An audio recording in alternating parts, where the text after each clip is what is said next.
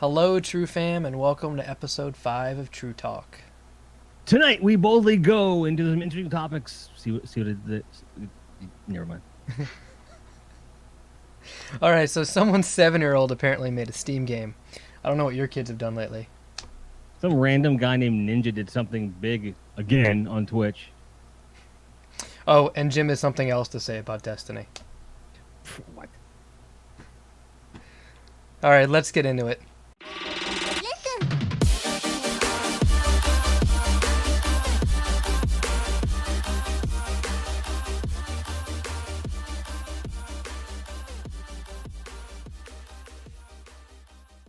All right, so we have a lot of news coming up about Star Trek.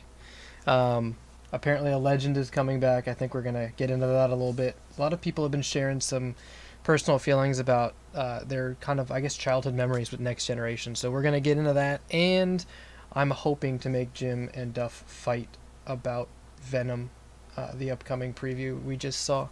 There's no argument. That's all right, though. We are ready.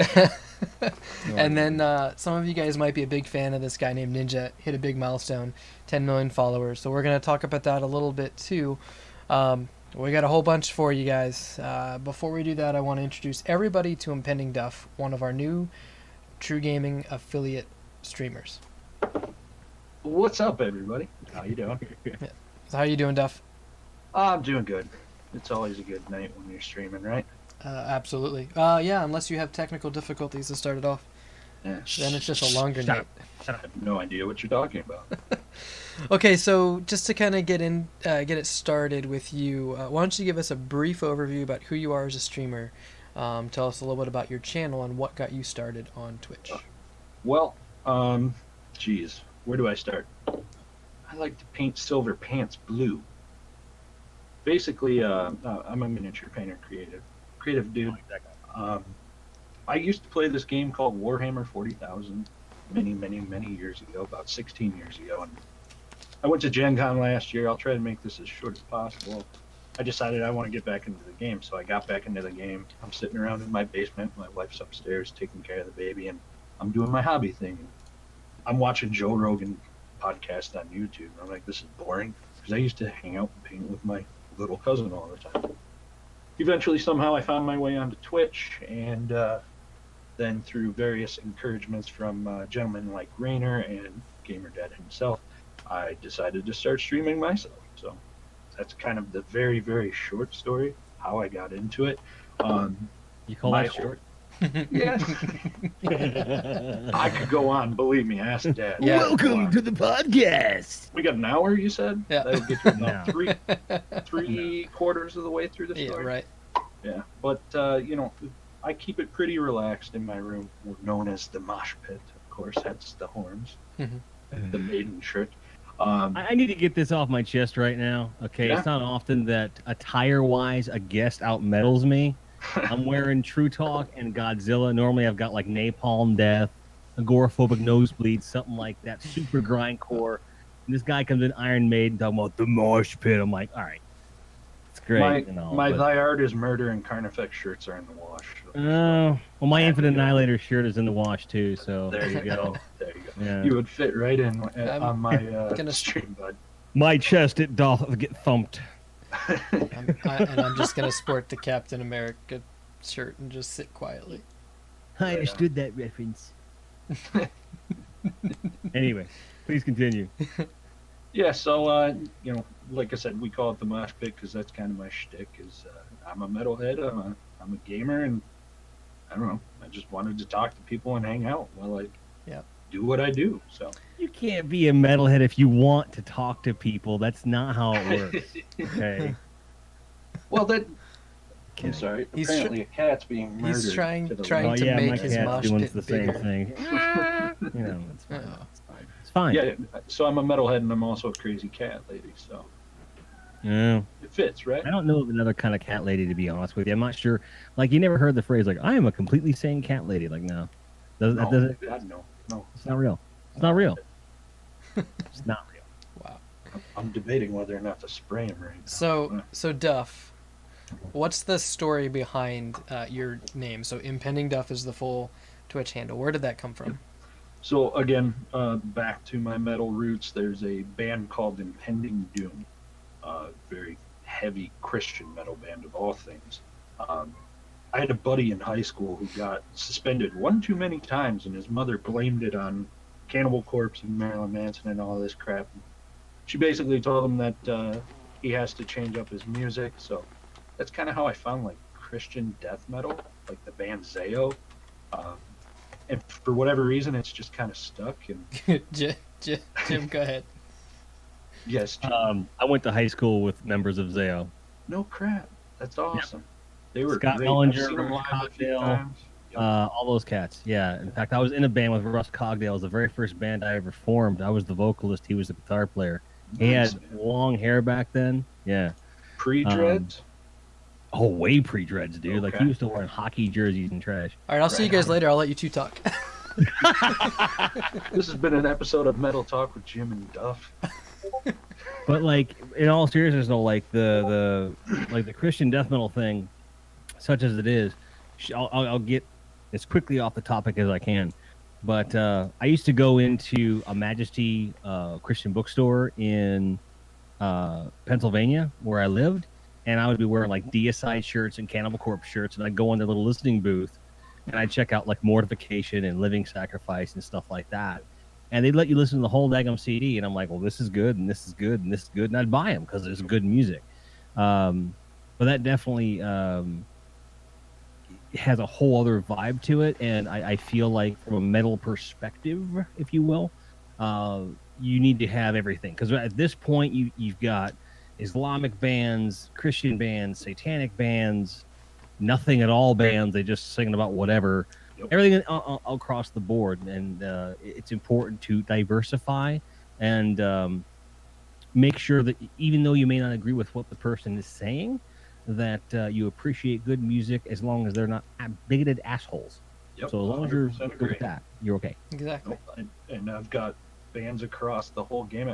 My disc golf buddies make fun of me because we'll be walking down a fairway and a Cannibal Corpse song ends, and then like a Katy Perry song or something comes on. And it's like, dude, yeah. judge me, man. I am what I am, and I like what I so it's what Oh, it is, man. right? But yeah, so Impending Doom. My last name, I'm not going to say the whole last name, but part of my last name is Duff. I've been Duff since, well, for the past 34, 35 years now. So Yeah. it seemed appropriate, and I'm rolling with it. So there you go. That's how I got my name. That's why we call him Duff for short, Yep. because I've been- that's Duff. You've been Duff your whole life. Yep, friends and family have been calling me Duff for years. But for the record, the band Impending Doom, Mhm. so good. Yes, and their Return album that they just put out, beautiful album. I haven't heard it yet. Music. Check it. So when do we get Yeah. a cut of the royalties for talking about them so much? Next time they what come to royalties? town, I'll talk to Underground metal doesn't make money. That's why I quit the music industry. Fair That's right. You may have heard of my stuff. Just saying. Just saying. Anyway, this is not the True Talk Metal podcast. It's the True Talk podcast. No, that's coming in the fall. So we know why you stream. You're into metal. You want to talk to people, which that doesn't make sense still. But what keeps you streaming? What keeps you coming back to hitting that start stream button? What is it? What is it? Look over to this chat. I mean, there are just Do I have to? dozens upon dozens upon dozens of amazing people, and I would do it if There. I had no viewers in my channel. I'd do it if I had 1,000 viewers in my channel. But they help. But when you get in your room and people are dropping hype commands, hey, we've Absolutely. been looking forward to this all night. It's like, I'm just some fat dude in Detroit in the basement. What the hell are you watching me for? But then you jump into Exactly. the channel and they're just like, oh, hype, man, we're having so much fun. And the messages I get off stream, like, oh, thank you for this. And it blows my mind. I wasn't raised to be a very, like, proud, not proud would be a bad word, but like, I don't know, self-righteous person. So Sure. I'm very humble about it, but it's great to know that so many people connect to the content I have just being me, and I look forward to it every single day. In fact, I was just talking with my wife today. I'm going full time next week, so I'll be streaming 5 days a week, and she knows how much I love it, so I might as well do it. So I'm really looking forward to it. That's really the kind of the best thing. As long as you love doing it and you're doing it for the right reasons, which clearly you are, that's like the best feeling in the world for sure. So awesome. Welcome to the community. Welcome to the podcast. So speaking of things that are being welcomed, someone's being welcomed back to a rather large franchise of sci-fi geeks like myself. Over the weekend, it was announced that Patrick Stewart is reprising his role as Jean-Luc Picard of the Starship Enterprise in a brand new series that they haven't fully released, like what the concept's going to be. But I will say that ultimately, I'm stoked. And I did discuss with my lady. I said, weeks ago, we were talking about like everyone has in every lifelong couple, you have like those celebrity checks. I forget what the word is, but like it's that you get a free pass if a sexual relationship is possible between you and another person. Isn't that just called celebrity? The list? Yeah, whatever. And I don't really have anybody. Like I said, like, well, there's a few people that if they walked up and whatever, but most of them. Spoiler alert, if they were female, I'd share. You know what I mean? So it's like I wouldn't like that isn't like a pass. But the one person that I did say over the weekend, I'm like, who I would take a pass on? Patrick Stewart. Wow. And I'm not even bi or homosexual or anything. It's just a matter of I want to snuggle with the dude. And just listen to him read Shakespeare. Like just read Shakespeare. No. I want to hear him read Destiny 2 patch notes in my ear. Can start him with Stardate? Now available. Oh man, wow. Trace rifles now more powerful than before. So you're right. We don't know much going on with this show other than, and this is concerns me, Star Trek Discovery, that kind of the front runner, the guy who's running that show. I don't remember his name. I can go look it up. He's doing this one. And I heard that there were so many pre-production issues with getting the story right, getting continuity in there, because Star Trek is a huge like universe to cover, and you have to get it right. If you do something wrong in this episode, it ruins all the other series you've made. So we know that that's going on, but we also know they're not like redoing the franchise. This is supposed to be forward in time. To now, right? So we can only speculate. Is this when he's the ambassador, or is this when he's an admiral? Is this when he's retired, kind of like a First Contact kind of look with William Shatner being an old? This when he's cuddling with a guy with a red beard, like Yeah. I can hope. All right, but like, yeah, obviously there's a lot of unknowns here. But here's the thing: name me one bad thing Patrick Stewart's been in. Name it, please. I dare you. Nope, can't do it. That dude has a lot of artistic integrity, and he doesn't tend to sign on to things he's not legitimately excited about. So they had to have pitched him the idea and go, I like that. Yes, let's do it. So I mean, I feel like just based on his involvement that there's a certain degree of safety, and I'm willing to bet that they gave him some kind of executive producer cred. Or something where he's going to retain some level of creative control over his character.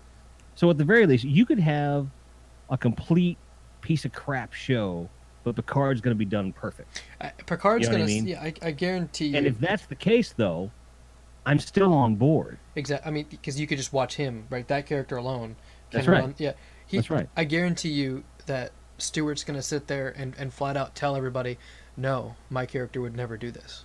Or why aren't we doing this? This is really how this reaction would be. I mean, how long did the franchise run? He owns that character. 7 years plus 4 movies. Yeah. So, I mean, he's the expert, right? He is the single solitary expert on that character.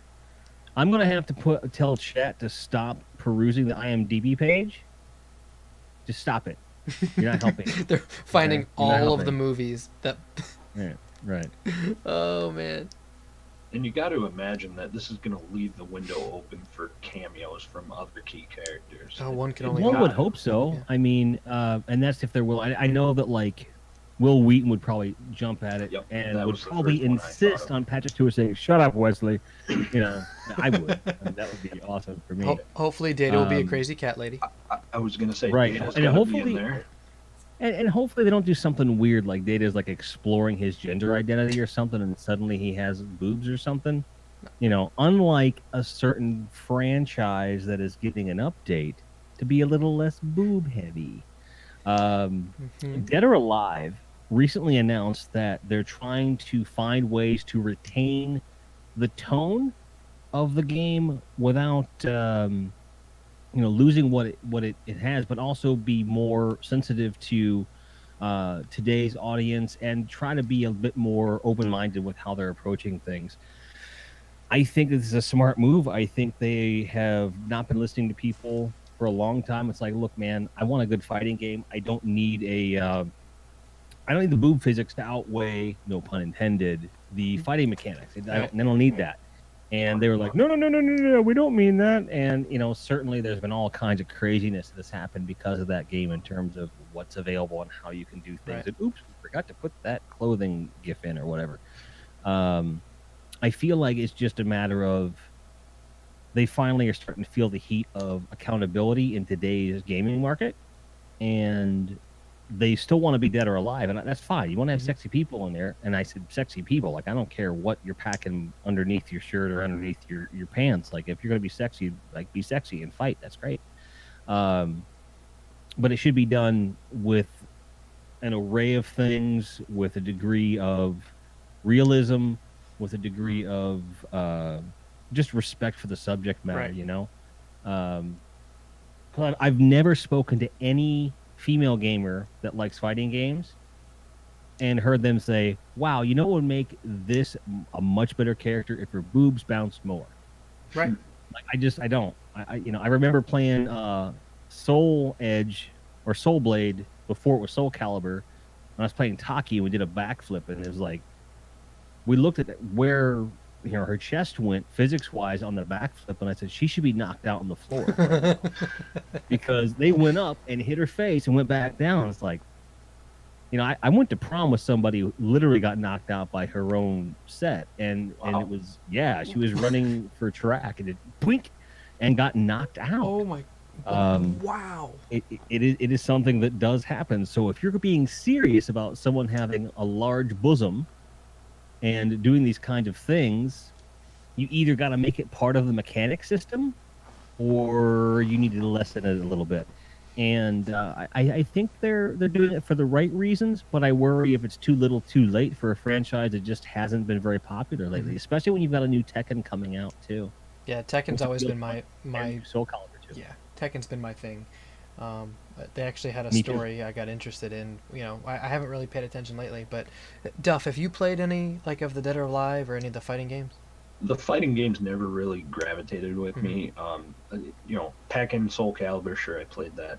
That was big when we were teenagers. But Dead or Alive, I've seen it, and actually the sexy factor pulled me away from playing it. Like, not for me. Not at all. Yeah, so one of the things, Dead or Alive is really trying to get bigger into the esports area, and they're claiming that the removal of this content, or the reduction, I should say, of this content, the reduction of the content, is the intent behind it is not to make it a more marketable esports game, right? Because no one's going to take an esports game seriously when it's all just TNA, right? Right. And that's the thing. Yeah, we don't really care. Like, I'm gonna fight the big games right now. Tekken and all that are really upfront. So now they want to just compete, clean the game up, make it more marketable, make it better. So yeah, I guess they're kind of contradicting themselves, but they want it to be open for more audiences. I know for a fact that Duff, your son, my daughter, if Dead or Alive was the way it is now, and they came up and said, I want to play this game, I'd say, no. No. Go kill people in Tekken. Yep. Yeah, not a chance for me, right, at all. In a sense that, like, there are limits, you know. Yeah, sure. And I've got a teenage would-be stepson and, you know, an almost 10-year-old would-be stepdaughter, and if she came up to me wanting to play that no way. If he wanted to play it with him, I'm not saying he's a lost cause. I love him to death. He's one of the smartest kids in the darn world. But we binge watch the Alien series and stuff, and he has context and he's fine. But she's not to that point. And Right. I would still encourage him, like, look, what I would tell him, honestly and truly, I'm like, look, dude, it's just not that good of a fighting game. Here's Tekken, play that. It's better Right. anyway. And the boob physics, like when I explained to him, like, look, they put more work into the physics of the genitalia than they did on the actual fighting, he'd be like, well, I don't want to play that. I'm like, exactly. So I think that there's an underlying bid for actual legitimacy in the fighting game realm That's it. that Dead or Alive sorely has been lacking pretty much Ever? always. Yeah. Yeah, so I think it's a smart move, and I think it's the right one if they want to have any shot at moving forward. I think there's been some cool systems they had in place. I think that some of the concepts behind the game have been good. They just haven't executed well, and they've been known for something that they really shouldn't be. And hopefully they'll come up with something respectable. I don't know. Time will tell. And you keep Speaking bringing of- up physics. And the physics of like a classic game like Tekken, that game played like you were fighting. If you Yeah. want to do over-exaggerated physics, leave that to Smash Brothers. Just There you leave it go. to that, Right. that type of thing. Yeah. Well, either exactly. go all in or all out. You can't kind of Exactly. have both. Right. Right. But you know, It's, I mean, they're just trying to get a little bit a bigger part of that market share, right? I mean, it's just like I any other respect business. that. There's millions of gamers out there playing all these games. They just want to get a little bit more. Speaking Sure. of millions, you see Millions how I of got? gamers. Yeah, look at that. Speaking of millions of Segue. gamers, some dude somewhere out there on the internet named This Ninja. guy. This guy. Yep. Nobody's heard of him. We don't know who this guy is. He just came in and he spiked 10 million followers on Twitch. First person to ever do this. Yep. Right. Now, I'm not. And Go ahead. the thing is, that I don't watch him either. But I watch him. I've watched him with like Dr. Lupo. I watched him during the Guardian Con clips and things like that. And I follow him on Twitter and stuff. The fact is, if there were anybody in the Twitchiverse or whatever you want to call that, the Twitch community that should have made 10 million first, it's this guy. He's doing everything right for the right reasons in the right way. Uh-huh. I don't understand everything that he does or how he approaches it, but he goes after an audience that's about half the age of my audience. So I get that. But at the end of the day, like, he really is pushing forward the medium in a lot of different ways, and he's consistent, he's accountable, he's a genuine person, He's a good pioneer. guy, and he's doing it up, and he's laying the groundwork and inspiring, you know, several million young people to hopefully, if nothing else, know that you can do something, you can create something from nothing.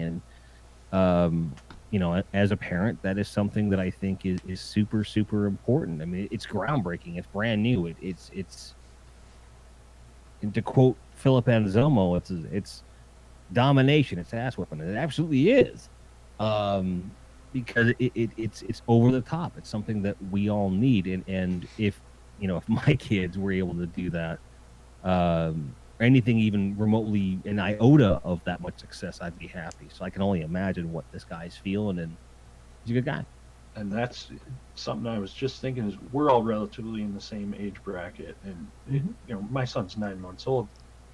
We're the first generation that's probably going to be accepting of our children making something of a gaming career online. Let's face Yeah, it. it's true.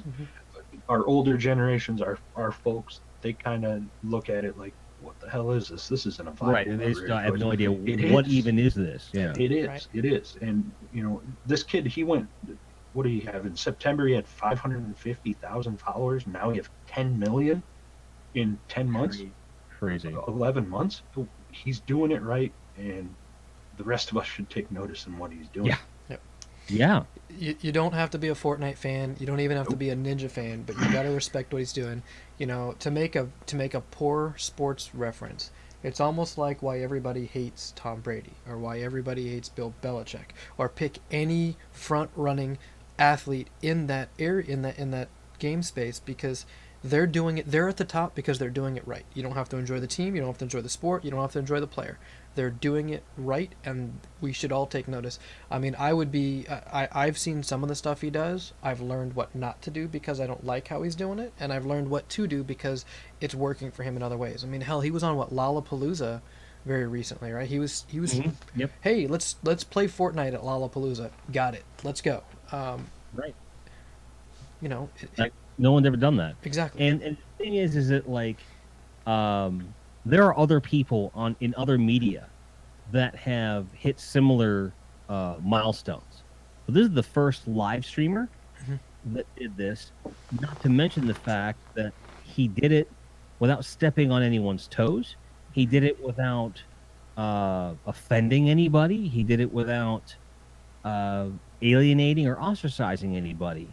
All the other big players and other media types can't say that without naming names. And he's had people nipping at his ankles a lot. Like he's had other people profit off of his name. Like there was the whole clickbait controversy a few months ago that he had to go through. And I mean, he clearly he's either a genius himself for publicity, or he's hired one of the best marketing publicists for him ever, because how he handles these situations is phenomenal. Like all three of us and anybody else listening live or on the cast later, we have all faced some adversity coming after us. Oh, sure. And you watch how he handles this, and it gives me like honest chills to know this guy could be cold and cool as ice just to brush it right off and move on. I know lesser people that would have quit Twitch, deleted, thrown away their computer, everything, with the stuff that he's dealt with, and he's just thrived, and it's amazing to watch. And that's an aspect that I've worked to adopt myself. This is the internet. I mean, let's be perfectly honest. Yeah, someone that size is going to eventually run into his followers, etc. 10 million followers. It's hard not to. But someone at our level, I mean, you can't go to bed upset, and this is just something I try to practice in life in general. You can't go to bed upset over it. And in reality, if it is bothering you that much, then maybe you shouldn't be streaming. Maybe you should walk away, and you should be man or woman enough to say, hey, this isn't for me. I need to take a step back. For me, if something happens on a stream, I let it go. It is what it is. Either they're going to come back or they're not. You can't beat yourself up over it. This kid, he's doing the same thing, and like Jim said, he's a level-headed, organically growing streamer, and that's awesome. Did Duff just say that he's just like Ninja? Is he just implying that he should have 10 million followers right now?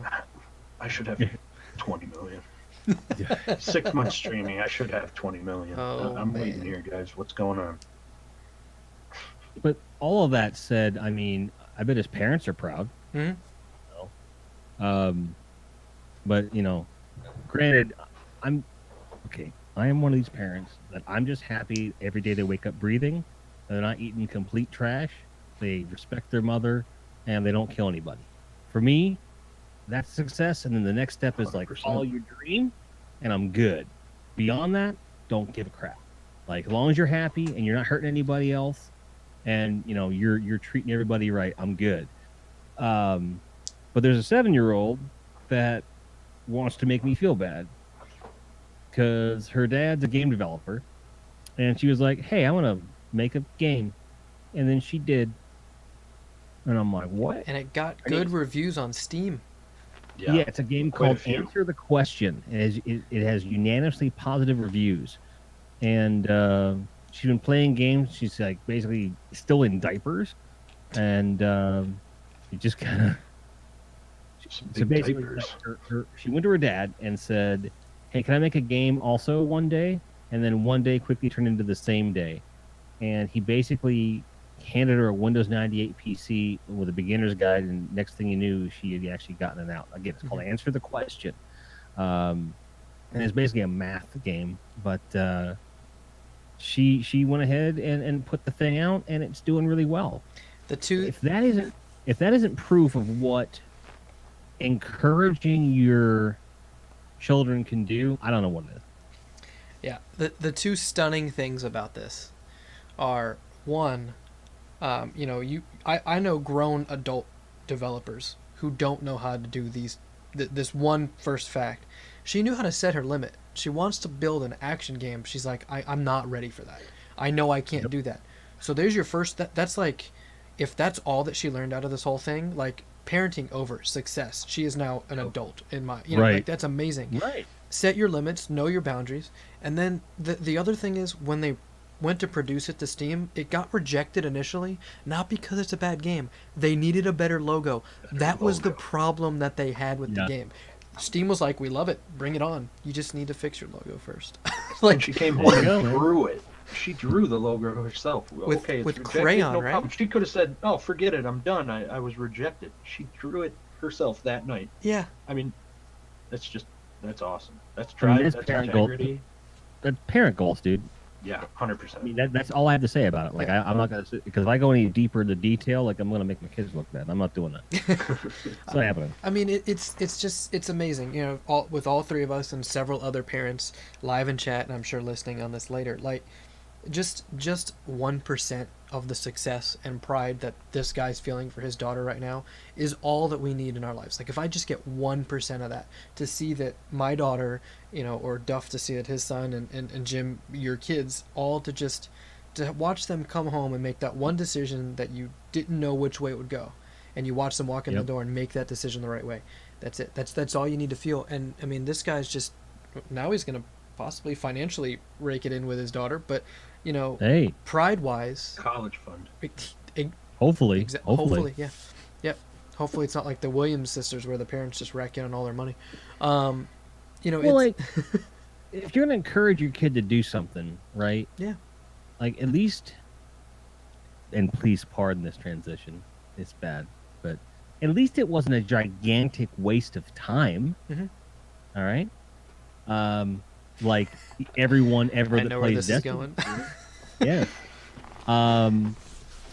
In season 3, which began in the beginning of May, second week of May, until last Thursday, 807.6 million shaders, armor shaders, have been deleted in that game. I think I've done half of that in a week.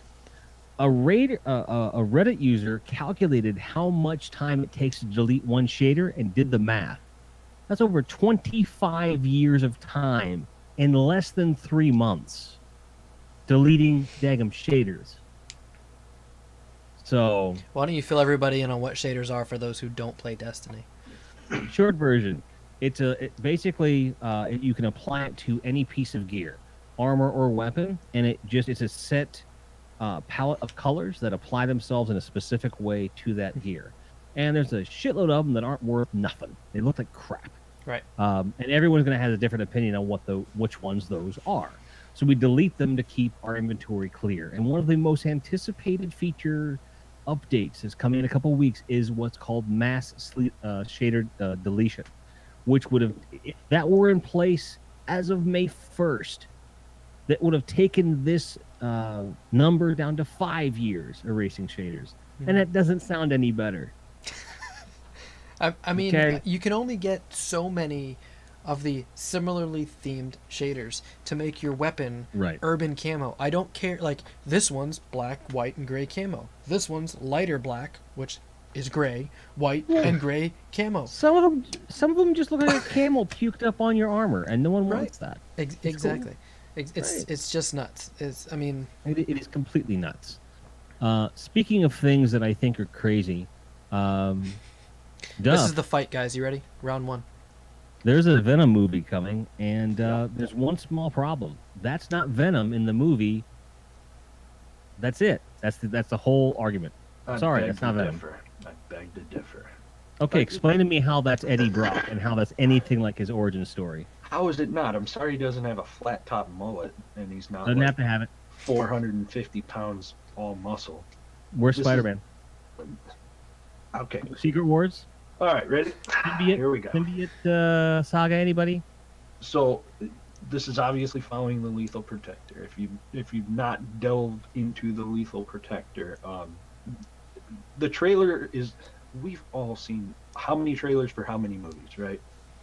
You see the trailer, you get worked up, you go see the movie. Oh, it's nothing like the trailer. The trailer is literally a mashup to basically lead you down a path to Right. get you excited, to get you all razzled up. Oh, they did this wrong. Oh my God, I'm gonna go see it to be more angry.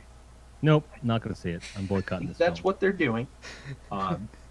They're following Lethal Protector almost to the T. If you really know the story, Brock leaves New York to go to San Francisco. In New York, him and Spider-Man, they butt heads, they do their thing. Spider-Man kicks his ass, and Venom says, "Hey, I'm sorry. I'm gonna lead a life of heroism now. I'm gonna move away. You don't have to deal with me. Upon wherever I settle, I'm gonna end up being a hero." He goes to San Francisco to find his father, to reconnect with his father. Hey, I'm not questioning your credibility, man. And I'm just saying, this is a handmade, one-of-a-kind Spider-Man voodoo doll that was specifically ordered with the Steve Ditko style. And Okay. it's beautiful. When Lethal Protector came out, I had it on subscription. I had to wait to read that. I basically took Mark Bagley and Eric Larson's art style and blend them together when I was drawing Spider-Man. Mm-hmm. I understand that they have the script down and they're like, well, it's going to be like Lethal Protector. And yeah, that's pretty close. But as far as I am concerned, you take all of the weight out of the story by starting it there. I think that is a cop-out. I think it is simply a way to jumpstart the movie where they don't have to have Spider-Man in it. I don't think they're doing that. I don't. And I don't know what weight any of the rumors have, but they don't say in the trailer, there's nothing about that ship crashing in San Francisco. Nowhere do they say it's crashed in San Francisco. You don't see a cut to a news scene or anything. That could very well happen. To be completely fair, I had this exact same argument in 1993 when they introduced Venom in the cartoon and they left all of his backstory out.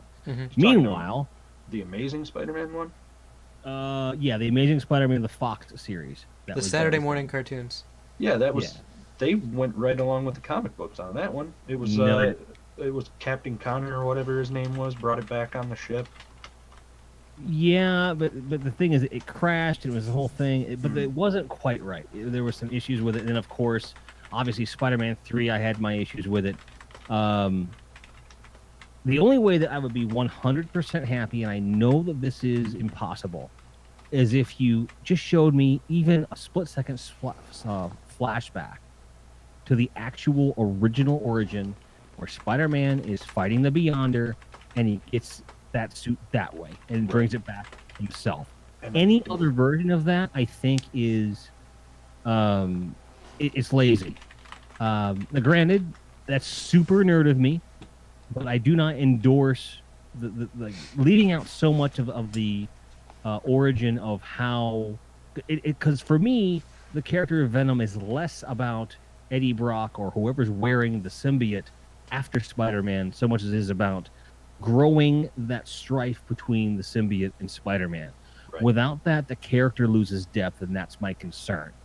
I may be completely wrong, and they may get some of the tone right, and I think they picked a good actor. Even the character design, pretty good. Yeah. If you have to do a movie that doesn't focus on Spider-Man, they're picking a good starting point. But I'm sorry, Sony has proven for the last 20 years they don't know their butt from a sewage pipe about Spider-Man on their own. Marvel is not directly involved. I don't trust the shit. I don't trust it at all. So what I have an issue with, I mean, first of all, I do know that Duff, I'm going to kind of agree with you. When they make a preview, they want to bring the hype scenes to get your attention, to get you excited. Right. My problem is when you're doing a Marvel movie that's not a Marvel movie, right? It's a Sony movie. When you're doing, or even in the MCU, if you're introducing something, your origin story, so to speak, you have to go with the most well-known storyline or well-known universe that all readers know, not the most popular one if you're a comic book reader. Right. I've never read any of the Venom stories. I've never read any of the books. I've never read nothing, so I don't know about all the different story arcs that he has. I barely know enough to be able to decipher the difference between Ultimate Spider-Man, the Spider-Man universe or all the different versions of Spidey, there's too many to keep up with. You have to go with Right. the mainstream, and I was thrown off, right? Because I was expecting a high school kid. Wasn't he supposed to be a football player in one of No. the story arcs? No, Brock no, Am I no, wrong no, here? no, no. Brock is That was the ultimate significantly version. older. Parker. See, but so see, there so you I go. do where I do give them credit is that they are going with the closest that they can to the original version of the character, within some reason, because there's a lot of stipulations on this for them. But because of those limitations and their seeming lack of desire to partner with Marvel on this, I feel like you should just not do it, honestly.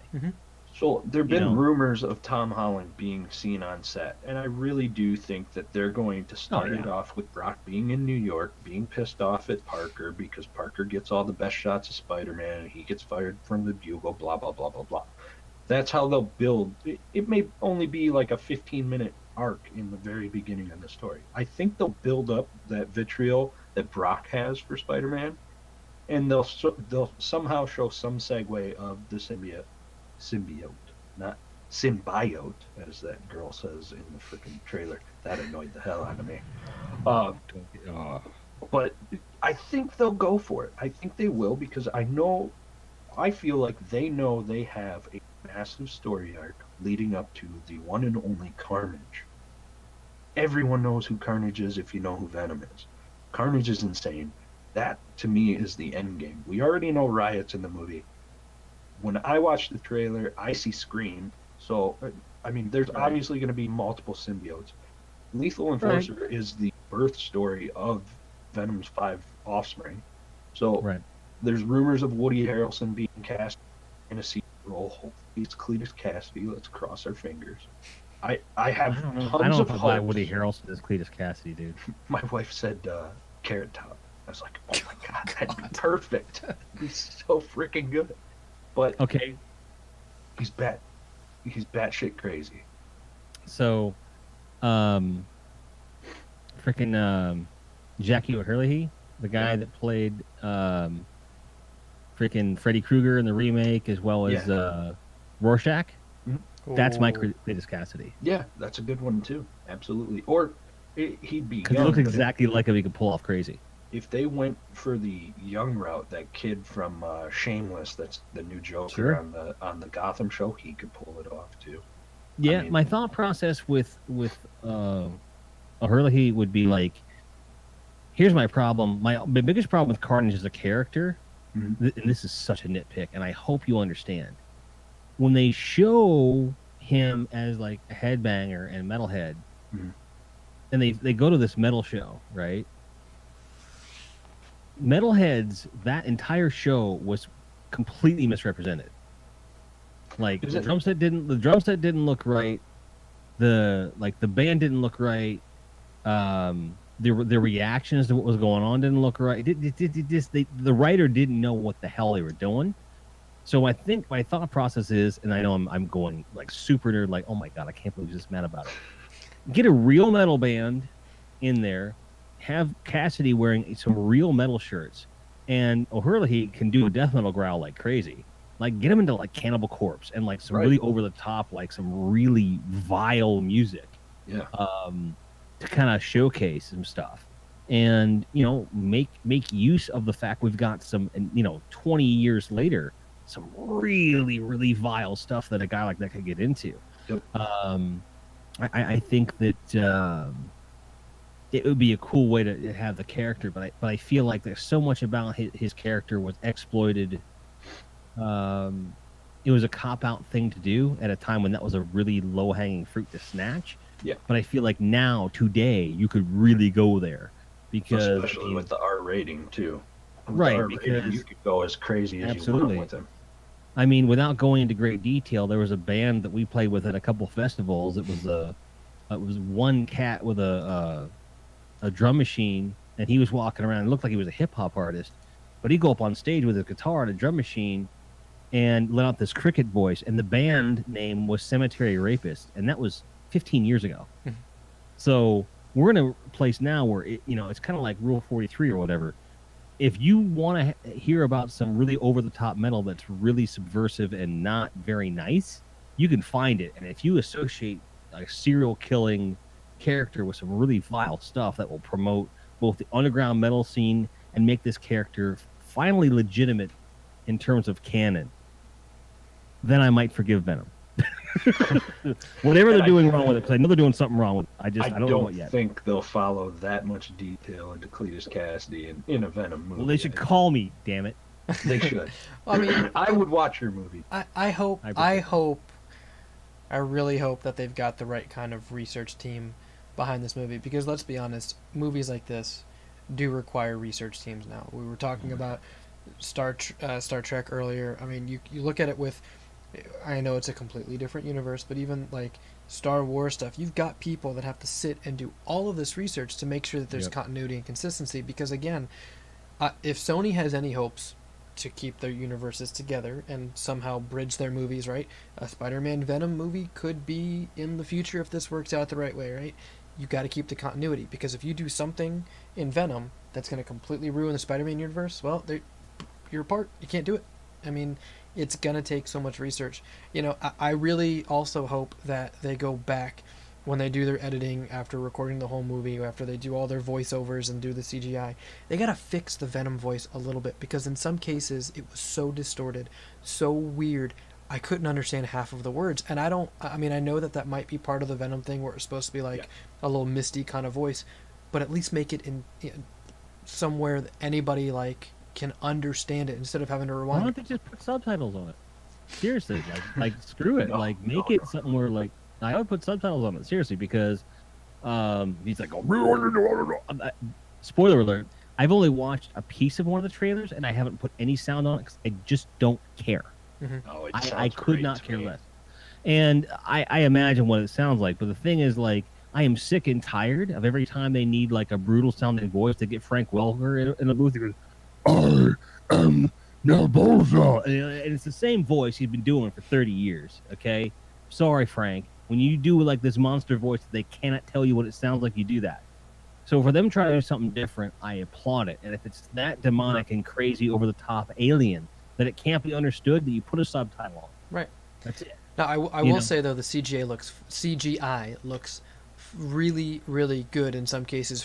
If you take out the Venom universe, take out the Spider-Man universe, get rid of Marvel altogether, if you just think of it as an entertaining or as a potentially entertaining movie, Venom looks amazing. And when half of the mask comes off, right, when half of the symbiote moves away and you see both, right, you can still see part of it like connected. Oh, it was so cool. So it looks, to the eye, again, ignoring Marvel for a second, to the eye, it looks like it can actually be very cool in appearance. I just hope. Yeah, I could be here another hour debating small nitpicks with the costume, just like Todd McFarlane did it on Facebook a couple days ago. Yeah. Check that out. Look that up. Todd McFarlane weighs in on Venom, like, and his ideas were like, oh wait, that's exactly how it's supposed to look. Why didn't they call him? They would save themselves about $5 million. And a lot of people don't realize McFarlane was one of the original creators of Venom, so he has his input is, to me, it's paramount. I love and they didn't get it. Does so, but could they? That's the problem. He's under contract with Marvel. No, he's not. Well, he created the product.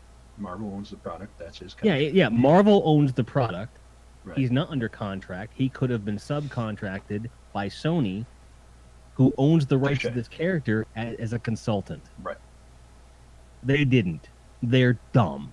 But we'll see if it pays off for them. And I'm not. I could go around, but I could go around in circles. As could I.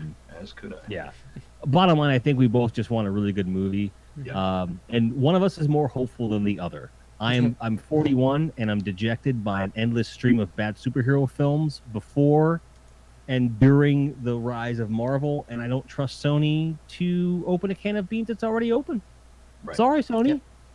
Yeah. You do great with video game consoles, but that's about it.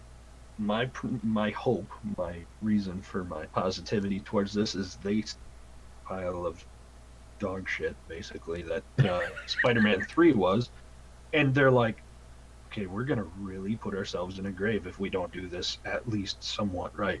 And I have high hopes. Maybe that's my fault, but we'll see. Come October 5th, I think I'm going to be very happy. I mean, I think I'll be happy either way, because it's either going to be a phenomenal movie that I have to see, or I'll have to see a bunch of people freaking out and yelling at Sony, and finally maybe they'll just realize they can't do it, and I'll be happy.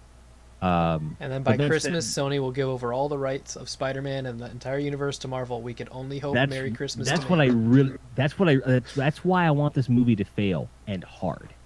But then we'll have to wait another 20 years to even remotely see Carnage. And I don't. I'm okay with that. I'm okay with that. I'm not. I don't want to be in my mid-50s going. You want to see a crappy Carnage over waiting for a good one? I don't think, based on what I've seen from Venom in the trailers, I don't think Carnage would be bad. I mean, that fight between you mean the Venom paid commercial, based on an advertisement for a film you have not yet vetted. Yes. You're okay with them doing. So why don't you just have Sony put together a Carnage trailer and you'll be happy, and then we can move on with our lives. I'd be okay.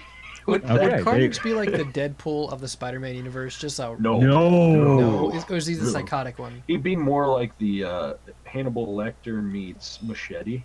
Okay. Yeah. See, I can't keep all of the symbiotes straight. Like it just. Carnage is black and red. I know the third colors. most prominent. Okay, he's the third most prominent, even though he's like the sixth born. Okay. We'll get you the reading list, but yeah, absolutely. We could go on forever, but we can't. We really can't, guys. Right. No. But Duff, thank you for being here. We really appreciate you, man. I can't thank you guys enough for having me. Yeah, we've had a good time.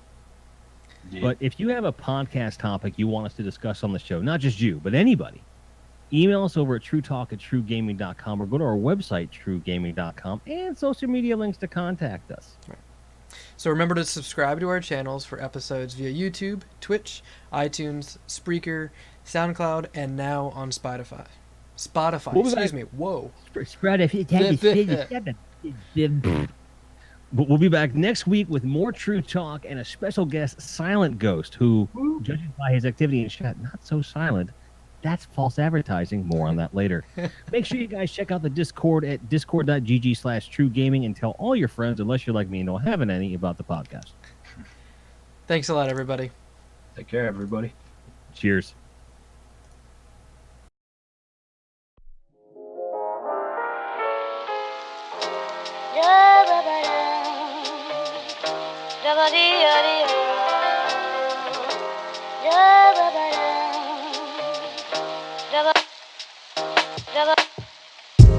Yeah,